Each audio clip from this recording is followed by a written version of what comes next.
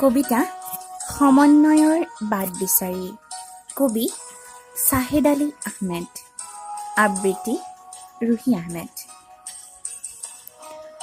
সমন্বয়ৰ বাট বিচাৰি মন্দিৰ মছজিদ গীৰ্জাৰ পদূলিয়ে পদূলিয়ে বহুবাৰ ঘূৰিলোঁ। ভাবিলোঁ বাট বিচাৰি পোৱাই নাই, বাট বিচাৰি পোৱা নাই সমন্বয়ৰ। মানৱতাৰ জয়গান গোৱা, মানৱতাৰ গীতেৰে সকলোকে আপ্লুত কৰা, মানৱতাৰ কবিতাৰে হৃদয়ৰ কথা কোৱা, মানৱতাৰ কথাৰে উদাত্ত ভাষণ দিয়া, বাট বিচাৰি পোৱাই নাই। য'ত বিচাৰি পাম এখন জাতি ধৰ্ম ভাষা পাহৰি ঐক্যতাৰ সুৰেৰে গোৱা।